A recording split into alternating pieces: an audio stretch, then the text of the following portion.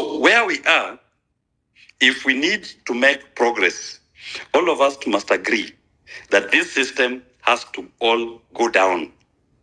We must bring down the entire political system and start rebuilding our politics and our governance afresh. And what the young people, by raising the economic question, are doing is they are now doing what we call an economic revolution. If you look at all the so-called leading political leaders in Kenya today, and you go back 30 years, all of them held a position somewhere in the last 30 years, either as a member of parliament, a senator, a governor, a CS. It's the same people. They've sat in parliament, they've sat in the cabinets that have approved these illegal borrowings, that are superintendent over the economic oppression and slavery of the people of Kenya. For those who don't know me, I'm Willis Otieno. I'm an advocate of the High Court of Kenya, and I've been part of the conversation about changing this country to be a better country for all Kenyans. It is important that I start by saying that as we go through this revolution, we need to understand what is going on. If you look at the history of Kenya from 1992, in between elections, there has always been what we call a midterm contest. After 92 elections, the midterm contest was about amending the constitution, which the opposition was trying to fashion as the issue to address Moyon. Between 1997 and 2002 was a political reconfiguration, with Raila joining KANU with a view to either take over power within KANU or to dismantle that KANU. 2002 to 2007, we had the referendum, which was about amending the constitution and bringing a new constitution. The contest of the referendum, which gave birth to ODM and PNU. Between 2007 to 2008 was now the actual referendum that brought us our new constitution as the midterm contest. Then 2013 to 2017, we had the attempted Okoa Kenya constitutional amendment again, and the IBC must go. Then between 2017-2022, we had the ill-fated BBI attempt. You will note one common denominator in all these midterm contests. It's always the political class fashioning the midterm contest. Now, in the present circumstances, the political class attempted to fashion the midterm contest with Raila Odinga's mandamanos of 2023, but at some point they quickly closed ranks and came up with their broad-based, the dialogue process that came up with that, the report that was meant to, in a way, midwife us into a new political contest. But the Kenyan people last year took away that conversation from the political class, and they pushed forward the midterm contest to be about the economy. The finance bill happened just to be but a trigger of that midterm contest. And so far, in my view, the people have won, and the political class is attempting a comeback. That is why they are all regrouping. For you to understand this, we must also appreciate that what the people have brought forward is a new contestation. Politicians are not used to this kind of issue-based politics. But when Kenyans come out in their numbers, when Kenyans caucus, irrespective of their political leaders, their tribal leaders, their political parties, to address an issue that affects every Kenyan wherever he is, be he in Kenya or is in the diaspora, because they still have a presence in Kenya. That has now forced the politicians to now either attend to the issue of the economy that we've raised, or they will try a comeback that undermines that contest that we are proposing. The attempt now to form the broad-based government, to bring in subsequently Uhuru Kenyatta into the mix, is a political comeback that does not want what the people has put as a contest to continue. I'll advise this. Note that William Ruto is gone. He has lost the midterm contest that the people proposed. He has lost the question of the economy, and all that the people are going to do now is just to amplify and to highlight the failures of the regime. There's nothing new that is going to do to change the mindset of Kenyans. And there's nothing that is going to do. There's no program is going to implement that will change our economic trajectory. And I say this with utmost respect to those who think he can. If you look at the status of our books, I will tell you it's almost impossible. Because if out of every 100 Kenya shillings, Kenya government collects in terms of tax, they are spending 70 shillings to pay debt. They are left with 30 shillings. Of these 30 shillings, they did an average 35 shillings to pay salaries. So it means that negative 5 of the amount they collect, they need 30 shillings to pay for government operations. That is negative 35. They need 15 shillings to take to counties. That is negative 45, negative 50. And that is even before you touch on any development. So essentially, the government is broke. It is broke not because there is no money, but because of what they are using, what they are paying as debt. And there will be no solution to what the people are raising unless you open the debt books and ask, why are we spending 70% of our revenue to settle debt? Which debt is this? Can you open the debt register and understand what debt was taken, when was it taken, what was the sum applied to, and how comes this debt cannot pay for itself if it was legitimately taken? The reason why that debt register will never be open, I assure you, is because you will find people in the Ruto regime went out into the international market after amending the PFM Act to illegally allow for spending of debt at source. Somebody goes to the US, takes a loan of 400 million Kenya shillings, and spends all that money in the US. Not even a coin enters our consolidated fund. Somebody will ask me, but we have control mechanisms that the control of budget, the Auditor General could have picked it. But what does the control of budget look at? The control of budget looks at money that has entered the consolidated fund. What does the Auditor General audit? Audits money that has been expended under the Appropriations Act from the consolidated fund. You are now told that this year alone, you are going to be paying 1.9 trillion Kenya shillings. And it's important to note down these figures. You are going to pay 1.9 trillion Kenya shillings in debt finance. Your collection is going to be approximately 2.4 trillion. Tell me, you are only left with 500 billion as a country. Tell me which economy is going to run here. 500 billion cannot pay all the government salaries.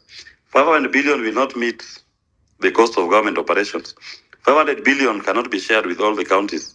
What ends up happening is they are going to go back to the market, again to borrow illegally, to meet their operations or to pay salaries. And yet in our laws, you are only allowed to borrow for development. So we need to understand why this appetite to increase taxes, why this appetite to increase taxes, levies, and charges by government. It's because they are not getting money from the exchequer for operations. There is not enough money in the exchequer accounts to pay for the salaries. So they must come back to the taxpayer and increase the tax that you're paying to them. They must come back and ask you to pay more for a service. If you're paying 100 shillings for an ID, now because the operations of the immigration department are hindered by this lack of money, they now ask you to pay 1,000 shillings for an ID. So you are going to witness every single day when a government comes out to speak to you, they will be telling you, we are raising your tax, we are raising your charge.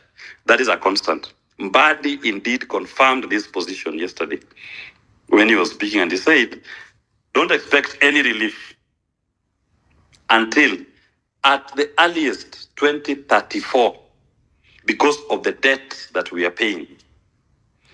Don't you think the administration owes the people of Kenya an explanation of what is this debt that you are paying that says we cannot get a relief from the CS Treasury himself until at the earliest 2034? But I can assure you, based on our own analysis of the debt register and the illegal debts that were taken, These people borrowed 60 years ahead. So if things don't change, you will not get any relief until for the next 60 years. But the amount keeps increasing because they are borrowing illegally every day. Now, having said that, and to invite the congregation to consider this, removing William Ruto, as I've said, William Ruto is gone. It's not even our problem. Our problem is what is going to come next. What is the political system that we are going to have as a country? Because you may remove William Ruto, but Rutoism still remains. The system that has enabled this capture of the state continues. So you put a Willis Otieno there who doesn't understand what the problem is. Or you put Hillary, or you put Kalonzo, or you put Morara, or you put Omtata. It's the same. That the person is going to be confronted by the treasury mandarins that, look here, we need to pay this much. So the only option is for the country to continue, we must go and borrow illegally for us to stay afloat. Mbadi, who is the CS Treasury, before he became CS Treasury, was speaking this same language that I'm speaking. But today, he's the one telling you that wait 2034 at the earliest to get a relief. Why? Because he's now taking the script of the system. So where we are, if we need to make progress, all of us must agree that this system has to all go down. We must bring down the entire political system and start rebuilding our politics and our governance afresh. Our problem is not an accountability problem per se. It is largely what you call a debt problem. And that debt, according to us, is odious, it's illegal, it cannot be accounted for, and it is what is our present slavery. And what the young people, by raising the economic question, are doing is they are now doing what we call an economic revolution. And any revolution will always be against counterinsurgents. And the counterinsurgents, today their face is William Ruto, but it is more of what we call our traditional political system. All of them are against this conversation. Because you'll find they've been part of this conversation for the last 30 years. They've been part of the system. If you look at all the so-called leading political leaders in Kenya today, and you go back 30 years, all of them held a position somewhere in the last 30 years, either as a member of parliament, a senator, a governor, a CS. It's the same people. They've sat in parliament, they've sat in the cabinets that have approved these illegal borrowings, that are superintendent over the economic oppression and slavery of the people of Kenya. So what we are going through to do, we need to do, is to bring down that system, and there's nobody who has been part of this who is going to lead this revolution. And those who are going to offer themselves to lead, or those who are going to champion this cause, need to understand what you are up against. You are threatening 30 years lifestyles. People for the last 30 years have only lived off public lagis. Somebody has never bought even a basso for the last 30 years. Somebody has never gone to a petrol station to fuel his car because the oppression system supports him, sustains him. It is what keeps him afloat. So you are trying to take that away from him. You must expect them to respond. And their response will be to gang up. But therein lies an opportunity for the people of Kenya. Because we can continue the conversation and make it that the choices that we are going to have are those that stand for the people and for the political class. And they are few. The people are more than them. So what you will witness very soon is they are going to try to turn this to a tribal conversation. The problem is the Luos, the problem is Kalenjins, the problem is Kikuyus, the problem is Somali. Then you all go back to your tribal cocoons. You start saying how the Kikuyu is a problem, the Luo is a problem, the Kalenjin is a problem, forgetting that when the system needs to sustain itself and raises taxes, charges, and levies, they don't raise it per tribe. It's raised to all Kenyans. that is being to pay is transferred to the people of Kenya. It is transferred to all Kenyans. There is no tribes that is told you are going to pay more or that you are exempt from paying this particular tax. But the politicians are the experts in tribal politics. You cannot beat them in that game. And if we get to that conversation, or if we don't have a strong comeback to the attempt to divide us into tribes, then I can assure you, wait for 60 years and there'll be no change in this country. No change, regardless of who you elect. Even if you elect Alonso, you elect Raila, you elect Omtata, as long as you don't bring down the entire system, there will be no change. Because you will have been taken down to your tribes and you'll be start seeing your fellow neighbor as a problem and not the political establishment that is superintending over your oppression. Now, when I talk about the economic liberation of the nation today, it is important that I say this. In any liberation, it cannot come to an end before it achieves its desired objective. The desired objective of our revolution is about economic liberation of the people. And maybe I should have said this before. Kenya has had so far two phases of revolutions and liberation movements. The first was the independence movement, which was all about self-rule and getting back the land. We want Africans, this is our country, we must lead ourselves. It was achieved in 1963. Then subsequent to that, remember again, the system that came into place inherited the colonial structures, which they maintained. And they're the ones who turned to become our oppressors. Hosting conversations like the one we are having became a problem. Political rights were still being limited. Kenya even became a one-party state. And gallant sons of this nation stood up. Ken Matiba, Charles Rubia, Raila Odinga, James Orengo, Martin Shikuku. They stood up against that system and they said, we want our political rights. You must allow us to exercise that political rights, to choose our president, to choose our leaders freely, to form political parties. We want the right to meet, the right to freely move. Having a passport was a big problem in this country. A privilege to have a passport. So when they fought for those rights, they managed to put the system, and the system acceded to the revolution. I do believe that our quest for political liberation was segmented and concluded in 2010, August 27th, when we had the new constitution, the one we have today.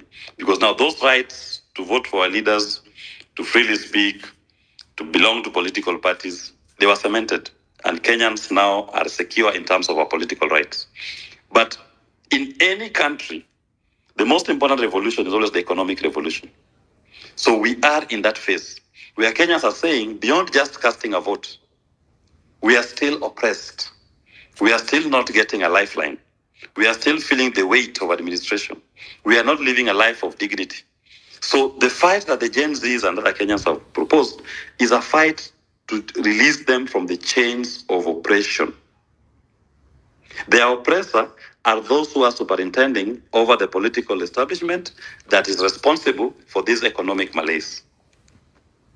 So we are in the third and final liberation, which is normally the economic liberation of the nation. And if we do not define this question clearly to everybody, the politicians will define to us the contest to be tribe. And if we allow them to define it to be tribe, then we will have lost the perfect and golden opportunity to, at one go, liberate ourselves economically and change this nation into posterity. That it becomes a nation where you enjoy your political rights, but more importantly, you have economic freedom. You've gone to school, you have a skill set, you have a talent, you have money in your pockets because the economy is free. It is working to your benefit. So choice of a leader, choice of a contest must be limited to only those that are going to free the people economically. And there's so much I can say about economic enslavement, but the time may not allow me in this particular instance.